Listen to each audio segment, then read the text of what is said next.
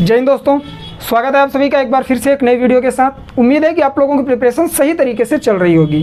Paper कैसा गया comment करके जरूर बताइएगा। जिन विद्यार्थियों ने 5 जून को यूपीएससी साल 2022 में प्रीलिम्स का एग्जाम देकर आए हैं, चलिए बात करते हैं आज के टॉपिक के बारे में। तो आज हम लोग बात करने वाले हैं आंग्ल सिख संघर्ष के बारे में। ऐसे विद्यार्थी जो चैनल पर नए आए हैं ध्यान देंगे, यह एक ऐसा प्लेटफॉर्म है जहां पर हिंदी माध्यम से सभी वनडे एग्जाम की प्रिपरेशन कराई जाती है। खास करके हम लोग इस समय यूपीएससी की पॉइंट ऑफ व्यू से पूरा का पूरा सिलेबस लेकर चल रहे हैं। जैसे मॉडर्न हिस्ट्री हम लोगों ने शुरू की है तो इसे भी डीपली देखते हुए चल रहे हैं। तो अगर आप पहली बार चैनल पर आए हैं और हिंदी माध्यम से किसी भी वनडे एग्जाम की प्रिपरेशन करना चाहते हैं तो चैनल को सब्सक्राइब कर लेंगे, क्योंकि यहाँ पर आपसे कोई भी शुल्क नहीं लिया जाता और सभी सब्जेक्ट फ्री ऑफ कॉस्ट आप लोगों के लिए प्रोवाइड किए जा रहे हैं। बात करेंगे आज के चैप्टर के बारे में। देखिए, जो पिछला वीडियो हमारा आया था, जैसे कि 5 जून को एग्जाम था, उसके पहले जो हम लोगों ने वीडियो देखा था, आई थिंक 3 या 4 जून को आया था, उसमें हमने बात की थी आंग्ल मराठा संघर्ष के बारे में। ब्रिटिशर्स ने मराठों को पराजित कर दिया था, पेशवा के पद को भी उन्होंने खत्म कर दिया था। पूरी तरह से मराठों के अंडर में जितनी भी भूमि थी, भारत की जितना भी क्षेत्र था, उस पर ब्रिटिशर्स ने अपना अधिकार कर लिया था। उसके पहले आपने देखा कि मैसूर का युद्ध हुआ था, जिसके तहत टीपू सुल्तान और उसके पिता हैदर अली को कुल 3 से 4 युद्धों में पराजित किया गया। उसके पहले बंगाल पर इन्होंने विजय प्राप्त किया। तो एक तरह से देखें तो ये जो हमारे ब्रिटिशर्स थे, हमारे तो नहीं कह सकते इन्हें, ये जो आक्रांता थे, ये भारत में आए पहले व्यापार करने और धीरे धीरे यहाँ की सभी क्षेत्रों पर अधिकार करने की कोशिश करते हैं, साम्राज्य का विस्तार करने लगते हैं। पहले इन्होंने बंगाल को जीता, 1765 में संधि हुई इलाहाबाद की। उसके बाद इन्होंने मैसूर पर विजय प्राप्त किया। मैसूर पर विजय प्राप्त करने के बाद इन्होंने क्या किया, अब युद्ध करने वाले हैं सिखों के साथ। तो आज के वीडियो में हम लोग आंग्ल और सिख संघर्ष के बारे में देखेंगे। उसके पहले हम लोग बात करेंगे महाराजा रणजीत सिंह के बारे में। इनकी बहुत बड़ी भूमिका है। इनकी मृत्यु के बाद ही ब्रिटिशर्स पंजाब और सिखों से युद्ध करना स्टार्ट कर देते हैं। चलिए पॉइंट पर आते हैं। जो लोग वीडियोस नहीं देखे हैं, इस वीडियो के डिस्क्रिप्शन में उनकी लिंक है, आप लोग जाकर देख सकते हैं। सबसे पहले हम लोग देखेंगे महाराजा रणजीत सिंह के बारे में। 1780 में ये पैदा होते हैं, 1739 ईस्वी तक यहाँ शासन करते हैं। उसके बाद इनकी मृत्यु हो जाती है। इनका जन्म 1780 में सुकेर चकिया मिसल के प्रमुख महासिंह के यहाँ हुआ। महासिंह इनके पिता थे, जो सिखों में, देखिए यह जो मिसल है ना, मिसल का मतलब एक तरह से संप्रदाय होता है। जैसे हिंदू धर्म में आप लोग जातियाँ देखते हैं, उसी तरह से उसमें एक मिसल होता है। और सुकेर चकिया नामक कई जो सिख थे, कई मिसलों में बटे हुए थे। आज भी सिखों में मिसल पाया जाता है। जो हमारे भाई या बहन सिख धर्म से होंगे उन्हें ये सारी चीज़ें पता होंगी।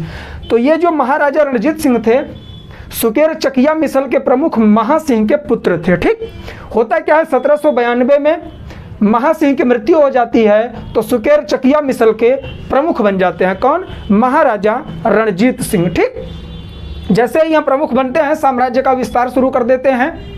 बेसिकली अगर देखें तो इनका अधिकार पंजाब पर था। तो इन्होंने 1799 में लाहौर पर कब्जा किया, 1802 में इन्होंने अमृतसर पर कब्जा किया। अगर प्रश्न आपसे कई बार बना है कि जब सुकेर चकिया मिसल के प्रमुख बनते हैं महाराजा रणजीत सिंह, तो इन्होंने कहाँ पर? अमृतसर पर अधिकार किया। इसके पहले अमृतसर किसके अंडर में था? तो वह था भंगी मिसल। इसी में होता है भंगी मिसल, किसमें? सिख धर्म में ही। ठीक, उसके अंडर में था, तो उसे इन्होंने खदेड़ा यहाँ से और अमृतसर पर इन्होंने अपना अधिकार कर लिया। तो ये क्रम देख लीजिएगा, यहाँ से प्रश्न पूछ सकता है आप लोगों से। ठीक, उसके बाद इन्होंने धीरे धीरे करके मुल्तान, कश्मीर और पेशावर पर भी विजय प्राप्त कर ली। आप सबके माइंड में आएगा कि ये मुल्तान, पेशावर, लाहौर, सर ये सब तो पाकिस्तान में है। टाइम पीरियड देख लीजिए, 1802 1799 की बात हो रही है। ठीक, इसका मतलब है कि उसमें भारत का विभाजन नहीं हुआ था। 1947 में जब हम लोग आज़ाद हुए हैं, ब्रिटिशर्स को यहाँ से भगाने में सफल हुए हैं, तब जाके भारत और पाकिस्तान नाम के 2 प्रांत निकल कर आए थे। उसके पहले पूरा लाहौर, अमृतसर, मुल्तान, पेशावर, बलूचिस्तान, सिंध, ये सब इंडिया का ही हिस्सा हुआ करता था। ठीक, तो इन्होंने वहाँ तक अपना विस्तार किया। इनकी जो सैन्य व्यवस्था थी पूरी तरह से यूरोपीय पद्धति पर आधारित थी। यूरोपीय पद्धति का मतलब आप लोग सोचते होंगे कि यूरोप से सेना मंगाए थे, नहीं, यहाँ पर ही इनकी सेना थी, लेकिन उसमें घुड़सवार, पैदल, हाथी, रथ, तोप, बंदूकें, इन सब को जैसे यूरोपीय सेना ब्रिटिशर्स की थी उस हिसाब से इन्होंने सुदृढ़ करने की कोशिश किया। ठीक, इनकी सेना को एशिया की दूसरी सबसे बड़ी फौज कहा जाता था। माइंड में प्रश्न आएगा कि सर उस समय या अभी? ये अब तो है ही नहीं, उसी समय महाराजा रणजीत सिंह जो थे, इनकी जो सेना थी पूरे एशिया जो कॉन्टिनेंट है हमारा महाद्वीप एशिया, इसकी दूसरी सबसे बड़ी फौज मानी जाती है। पॉइंट बनेगा कि सर सबसे बड़ी फौज कौन सी थी, तो पहले नंबर पर ब्रिटिश ईस्ट इंडिया कंपनी की फौज थी, सेकंड पर महाराजा रणजीत सिंह की फौज हुआ करती थी। ठीक, उसके बाद 1809 ईस्वी में चार्ल्स मेटकाफ के साथ इन्होंने अमृतसर की संधि कर ली। देखिए अपने साम्राज्य की सुरक्षा के लिए इन्होंने ब्रिटिशर से संधि कर ली थी, और ब्रिटिशर्स भी सतलज नदी पार करके इनके पास नहीं जा पाते थे। जब आप लोग सतीश चंद्रा की या फिर स्पेक्ट्रम की बुक पढ़ेंगे तो उसमें डिटेल में सारी चीज़ें दी गई हैं। ठीक, तो ध्यान से देख लीजिएगा कि इन्होंने 1809 में चार्ल्स मेटकाफ के साथ अमृतसर की संधि की थी।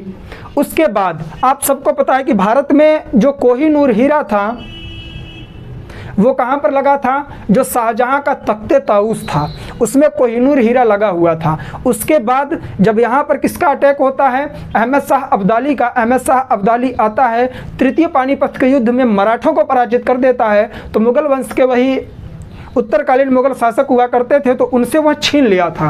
कोहिनूर हीरा लेकर वह अफगानिस्तान चला गया था। कौन, अहमद शाह अब्दाली। तो अहमद शाह अब्दाली का एक कौन था, ये शाह सुजा उसका नाती था, पौत्र था, उसे मिलाकर इन्होंने उससे कोहिनूर हीरा अपने पास प्राप्त कर लिया। कौन, महाराजा रणजीत सिंह। किससे इन्होंने कोहिनूर हीरा लिया, तो शाह सुजा से। शाह सुजा कौन था, तो वह अहमद शाह अब्दाली का पौत्र था। ठीक, उसके बाद फ्रांस का एक यात्री है जिसका नाम विक्टर जाकमा है, उसने इन्हें नेपोलियन की उपाधि दी कि महाराजा रणजीत सिंह तत्कालीन भारत के नेपोलियन थे। अच्छा आप लोग बताइएगा कि जब हम लोग पिछले वीडियोस देखे थे, जैसे कि आई थिंक वो हमारा मेडाइवल हिस्ट्री थी, उसके तहत हमने देखा था कि भारत का नेपोलियन किसे कहा जाता था। आप लोग एक बार कमेंट करके बताइएगा। मैं आप लोगों को बता दूं, समुद्रगुप्त को भारत का नेपोलियन कहा जाता था। शायद मैं सही हूं या थोड़ा कन्फ्यूजन है, तो आप लोग कमेंट करके बताइएगा। ठीक, उसके बाद 1839 में रणजीत सिंह की मृत्यु हो गई। रणजीत सिंह का काम हो जाता है यहीं पर खत्म। इनके पास इतनी अच्छी खासी सेना थी, सब कुछ बढ़िया था, पूरे एशिया की दूसरी सबसे बड़ी फौज थी, पंजाब पर पूरा इनका अधिकार था, ब्रिटिशर्स वहाँ एंट्री नहीं कर पाते थे। इस वजह से जब इनकी मृत्यु होती है तो अंग्रेजों को मौका मिल जाता है पंजाब पर अटैक करने का, पंजाब पर विजय प्राप्त करने का। 1839 में महाराजा रणजीत सिंह की मृत्यु के बाद उसी समय एक अंग्रेज अधिकारी हुआ करता था, उसका नाम अबसर्न था। अबसर्न का एक कथन बहुत फेमस हुआ था। उसने कहा था कि हम लोगों ने, देखिए हुआ क्या, पंजाब पर यह अधिकार नहीं प्राप्त कर पा रहे थे ब्रिटिशर्स, और उनकी साम्राज्यवादी नीति थी, साम्राज्य का विस्तार कर रहे थे। तो उसने कहा कि हम लोग भारत की बहुत बड़ी बड़ी ऊंट निगल चुके हैं, तो ये छोटे से मच्छर की क्या बात है, इसे तो हम आराम से जीत लेंगे।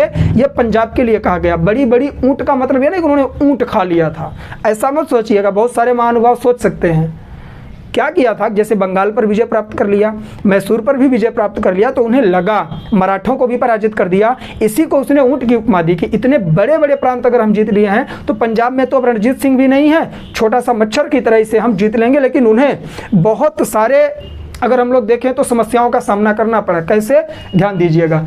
पहला आंग्ल सिख युद्ध होता है। ठीक, प्रथम आंग्ल सिख युद्ध होता है 1845 से 46 तक। इसका कारण क्या बना, रणजीत सिंह की मृत्यु हो गई, कोई कुशल नेतृत्व करता था नहीं। उनके पुत्र थे दिलीप सिंह, महाराजा दिलीप सिंह बहुत कम उम्र के थे, इस वजह से उनको पराजित करने की कोशिश करने लगे। कौन, ब्रिटिशर्स। तो उस समय ब्रिटिशर्स का जो गवर्नर जनरल था हार्डिंग नाम का व्यक्ति था। ठीक, लॉर्ड हार्डिंग कहते हैं, लॉर्ड कहने की इन्हें जरूरत नहीं है। सेना का प्रमुख था सर ह्यूगअप, सर भी कहने की जरूरत नहीं है। आप कहेंगे सर आप ऐसा क्यों कर रहे हो, ये वही आक्रांता है जो हमारे भारतवर्ष पर 200 वर्षों तक शासन किए, और आज तक इन लोगों ने, इन गद्दारों ने, इनको कुछ भी बोलो आप, सब कुछ मापे, क्योंकि इंडिया का इतना शोषण किए हैं ना कि आप इन्हें सर और लॉर्ड अगर कहते हैं तो आप अपनी मानहानि करते हैं। इन्हें सर की उपमा देनी ही नहीं चाहिए। भारत का इतना ज़्यादा शोषण किए हैं कि भारत का हर एक नागरिक इन्हें गाली भी दे सकता है। और ये ऐसे लोग हैं, आज अगर हम लोग देखें तो मानवतावाद की ये लोग बात करते हैं, ह्यूमैनिटी की बात करते हैं। इन्हें माफ़ी मांगनी चाहिए हमारे इंडिया के लोगों से, किस तरह से इन्होंने हमारा शोषण किया।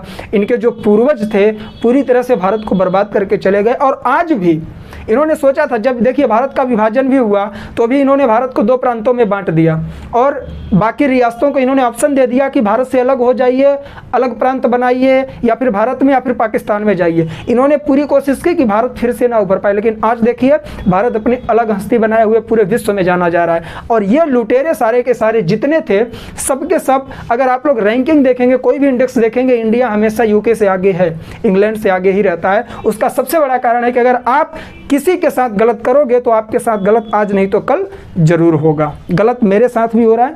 गर्मी बहुत तेज लग रही है। ठीक, 1 मिनट आप लोग नोट डाउन करते रहिए और समझते रहिए। ठीक है, बहुत ज़्यादा गर्मी है।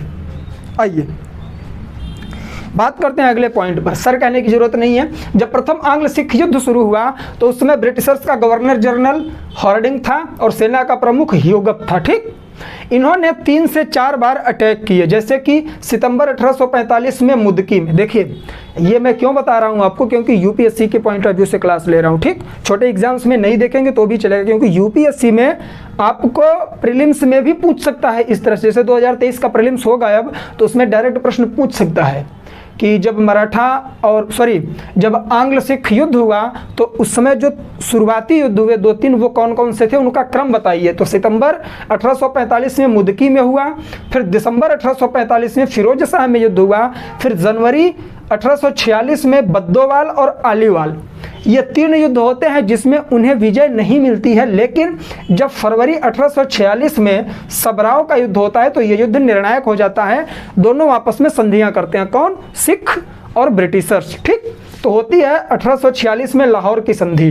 लाहौर की संधि करनी पड़ी क्योंकि इसमें ना तो सिख विजयी होते हैं और ना ही ब्रिटिशर्स विजयी होते हैं। लेकिन उसमें ब्रिटिशर्स का पलड़ा थोड़ा भारी था। तो मैंने आपको बताया है कि जब युद्ध के बाद शर्त होगी तो जिसका पलड़ा भारी होगा वही शर्त रखता है। ठीक, तो जो सतलज नदी थी, सतलज नदी के दक्षिण का पूरा क्षेत्र ब्रिटिशर्स को देना पड़ा। जो सिख लोग थे, सिख धर्म के लोग थे, इनका अधिकार था पूरे सतलज के दक्षिण का भी जो क्षेत्र था उस पर भी इनका अधिकार था। लेकिन जब इन्होंने क्या किया, सबराव का युद्ध किया, उसके बाद जब लाहौर की संधि किए तो ब्रिटिशर्स ने कहा कि देखो जो सतलज है इसके उत्तर हम लोग नहीं आएंगे। सतलज क्या है, नदी है। मैंने आपको बताया पंजाब का नाम पंजाब कैसे पड़ा, क्योंकि 5 नदियों का आब है वहाँ पर, इस वजह से उसे पंजाब कहा जाता है। ठीक, तो ये चीज़ें आप लोग ध्यान रखिएगा। तो सतलज उन्हीं में से एक नदी है जो सिंधु की सबसे बड़ी सहायक नदी हम लोग कह सकते हैं। ठीक, सिंधु की एक ही एक ऐसी नदी है ये जो हिमालय से निकल कर आती है, बाकी सब भारत से ही निकलती हैं और जाके कहाँ पर, पाकिस्तान के मिठानकोट में वे लोग सिंधु में विलय कर लेती हैं। ठीक, तो वो जियोग्राफी का चैप्टर हम लोग हिस्ट्री पढ़ रहे हैं। गर्मी पड़ रही है, थोड़ा आई थिंक डिस्टर्ब हो रहा है। चलिए बात करते हैं आगे। लाहौर की संधि करनी पड़ी, सतलज नदी के दक्षिण का क्षेत्र अंग्रेजों को देना पड़ा और जो दिलीप सिंह थे, कौन, महाराजा रणजीत सिंह के पुत्र, इन्हें महाराजा स्वीकार किया गया और लाल सिंह को इनका वजीर स्वीकार किया गया। ब्रिटिशर्स ने भी स्वीकार किया। आगे चल के ये जो अंग्रेज थे गलत करने लगते हैं और कश्मीर को राजा गुलाब सिंह को बेच देते हैं। कश्मीर इनके अंडर में, देखिए आज का जो कश्मीर है, पहले जब इनका प्रांत चल रहा था रणजीत सिंह का, तो वो लाहौर क्षेत्र के अंतर्गत आता था। तो ब्रिटिशर्स ने क्या किया कि लाहौर के क्षेत्र को कम करने के लिए कश्मीर को बेच दिया। किसके हाथ में, राजा गुलाब सिंह के हाथ में। सोचिए कितनी दयनीय स्थिति थी कि पूरे के पूरे प्रांत को बेच दिए। जैसे ही इन्होंने बेचा, सिखों ने विद्रोह कर दिया कि बाबा ऐसा है, हम तुम्हारे साथ संधि किए हैं, सतलज के दक्षिण का क्षेत्र दिए हैं, ये तो सतलज के उत्तर का क्षेत्र है, तुम कहाँ से आ गए, कश्मीर कैसे बेच दिए तुम। उन्होंने विद्रोह कर दिया। और वो जो ब्रिटिशर्स थे वो यही चाहते थे, क्योंकि इनके पास कुशल नेतृत्व भी नहीं था। किसके पास, सिखों के पास। तो जैसे ही इन्होंने किया तो सिखों ने विद्रोह कर दिया और नेतृत्व इसका किया किसने, लाल सिंह ने। ठीक, और संधि होती है दिसंबर 1846 की, भैरावल की संधि। इसमें ब्रिटिश सेना की एक टुकड़ी लाहौर में तैनात कर दी गई। ठीक, उसके बाद होता है द्वितीय आंग्ल सिख युद्ध जो 1848 से 49 तक चलता है। इसका सबसे बड़ा अगर कारण हम लोग कहें तो यह भैरावल की संधि थी, जो प्रथम आंग्ल सिख युद्ध के बाद हुई थी, जिसमें ब्रिटिश सेना लाहौर में तैनात हुई। देखिए ब्रिटिश सेना लाहौर में तैनात होने का मतलब यह है कि धीरे धीरे अब उसका अधिकार बढ़ जाएगा। वे खर्चा देनी थोड़ी ना आएंगे, वो क्या करेंगे कि आपके प्रांत में सेना रखेंगे और आप उनकी सेना का खर्चा उठाओ, ऐसे थोड़ी होता है। इसी का विरोध किया सिखों ने और द्वितीय आंग्ल सिख युद्ध छेड़ दिया 1848 से, जो 49 तक चला। हुआ क्या उस समय की जो तत्कालीन परिस्थिति थी कि जो मुल्तान है, आज का पाकिस्तान में पड़ता है, मुल्तान में एक गवर्नर था, सिख गवर्नर था, जिसका नाम मूल राज था। ब्रिटिशर्स ने इसे हटा दिया। जैसे ही ब्रिटिशर्स ने इसे हटाया, फिर से सिखों ने विद्रोह कर दिया और इस बार डलहौजी आया हुआ था। डलहौजी मौका ढूंढ रहा था कि जो सिख हैं कब विद्रोह करें और कब मैं इनसे युद्ध करूं। तो डलहौजी ने युद्ध की घोषणा कर दी। सिखों ने विद्रोह किया, तुरंत डलहौजी ने युद्ध की घोषणा कर दी और नवंबर 1848 में रामनगर का युद्ध होता है। जनवरी 1849 में चिलियांवाला का युद्ध होता है। ध्यान देंगे, चिलियांवाला है, जलियांवाला नहीं है, ठीक। वो तो 1919 की घटना है, ये चिलियांवाला है, यहाँ पर युद्ध होता है। तो 2 युद्ध होते हैं और उसके बाद प्रमुख युद्ध लड़ा जाता है गुजरात में और ब्रिटिश सेना का नेतृत्व चार्ल्स नेपियर ने किया। फरवरी 1849 में गुजरात का युद्ध होता है, किसके मध्य में? नेपियर के मध्य में और सिख सेना के मध्य में, जिसके तहत यह युद्ध निर्णायक साबित हुआ और सिखों की पराजय हो गई। तो सिखों को पूरी तरह से पराजय का सामना कब करना पड़ा? तो फरवरी 1849 ईस्वी में। उसके बाद 1849 में पंजाब का विलय डलहौजी ने कर लिया। किस में? ब्रिटिश प्रांत में। उस समय ब्रिटिश प्रांत और रियासत 2 ही क्षेत्र तो भारत में हुआ करते थे। जो देसी शासक थे उन्हें रियासत कहा जाता था और जहां पर कंपनी जीत लेती थी, ब्रिटिश ईस्ट इंडिया कंपनी का अधिकार होता था, उसे ब्रिटिश आधिपत्य का क्षेत्र कहा जाता था। तो पंजाब को भी 1849 में विलय कर लिया डलहौजी ने। किस में? ब्रिटिश प्रांत में, ठीक। इस तरह से पूरी तरह से आंग्ल सिख संघर्ष खत्म होता है, महाराजा की पदवी खत्म होती है और महाराजा रणजीत सिंह के जो पुत्र थे, जिनका नाम दिलीप सिंह था, इन्हें इंग्लैंड भेज दिया जाता है शिक्षा के बहाने और इनसे कोहिनूर हीरा ले लिया जाता है। ये अवयस्क व्यक्ति थे, उस समय युवा थे, तो इनसे कोहिनूर हीरा वापस ले लिया गया और उसी कोहिनूर हीरे को महारानी विक्टोरिया के क्या कहते हैं उसको, क्राउन में लगा दिया गया, ठीक। तो इस तरह से आंग्ल सिख संघर्ष भी खत्म होता है। अब जो अगला वीडियो हमारा आएगा उसमें हम लोग देखेंगे कि ब्रिटिशर्स का जो नेपाल के साथ युद्ध होता है, बर्मा के साथ युद्ध होता है, 2-3 युद्ध और हैं, साम्राज्यवाद हम लोग देखेंगे। उसके बाद हम लोग देखेंगे ब्रिटिशर्स का भारत में ब्रिटिशर्स के द्वारा किया गया सुधार या फिर परिवर्तन। तो उम्मीद है कि ये सीरीज आप लोगों को पसंद आ रही होगी। आंग्ल सिख संघर्ष हम लोगों ने कवर कर लिया। हमने कहाँ से शुरू किया था? तो प्राचीन भारत के इतिहास से हम लोगों ने शुरू किया था। पूरी हम लोगों ने एंशिएंट हिस्ट्री कवर कर ली है, पूरी मेडाइवल हिस्ट्री कवर कर ली है और धीरे धीरे हम लोग आगे बढ़ रहे हैं। किसमें? मॉडर्न हिस्ट्री में। इसे भी कवर कर देंगे और सभी वीडियोस की प्लेलिस्ट आप लोगों को अलग अलग मिल जाएगी। पहली बार आए हैं तो जाकर नोट्स जरूर प्रिपेयर करें, साथ ही साथ एक बुक भी पढ़ते रहें मेरे वीडियोज़ के साथ, जिससे कि आपके सभी पॉइंट क्लियर होते रहें। अगर आपने NCERT भी पढ़ ली इसके बाद तो सारे पॉइंट आप लोगों के क्लियर हो जाएंगे, क्योंकि जो भी पॉइंट मैं उठाता हूँ एग्जैक्ट NCERT से ही मैं मैच करके चीज़ें लेकर चलता हूँ। जैसे स्टैंडर्ड बुक हो गई और NCERT हो गई, दोनों को मिक्स करके इंपॉर्टेंट पॉइंट लेकर मैं आप लोगों के पास आता हूं। कोशिश करता हूं कि मौखिक रूप से बहुत सारी चीज़ें एक्सप्लेन कर सकूं और मेरा प्रयास कैसा लग रहा है, मैं एक्सप्लेन कर पा रहा हूं कि नहीं, ये आप लोग कमेंट करके बताएंगे। और हाँ, फिर से मैं बोलूँगा वीडियो के लास्ट में भी कि आप लोगों ने जिन्होंने एग्ज़ाम 2022 का दिया है, 5 जून को हुआ था, आप लोग मेंस की तैयारी में लग जाइए। आपके पास टाइम नहीं है, रिजल्ट का वेट मत करिए, पढ़ लेंगे तो आपको नुकसान नहीं करेगा वो, ठीक। तो चलिए आज के लिए बस इतना ही, मिलेंगे नेक्स्ट वीडियो में और कोशिश करेंगे कि इंपॉर्टेंट चीज़ें आप लोगों को बताई जाएं। और बहुत सारे विद्यार्थियों का कमेंट आ रहा है कि सर आप रीजनिंग और मैथ को बंद क्यों कर दिए, वो भी मैं स्टार्ट करूंगा। देखिए अकेला इंसान हूँ, कोई टीम नहीं है अपने पास, रूम में वीडियो शूट करता हूँ, कोशिश करता हूँ कि सारी चीज़ें आप लोगों को दे सकूँ। मिलेंगी, परेशान मत होइए। हाँ, वीडियो को शेयर करते रहिए और लाइक ज़रूर किया करिए, जिससे कि वीडियो कई विद्यार्थियों के पास पहुँच सके। तो आज के लिए बस इतना ही, मिलेंगे नेक्स्ट वीडियो में। तब तक के लिए जय हिंद, जय भारत, बाय बाय। आप लोग अपना ख्याल रखें और पढ़ाई लिखाई इसी तरह से करते रहें।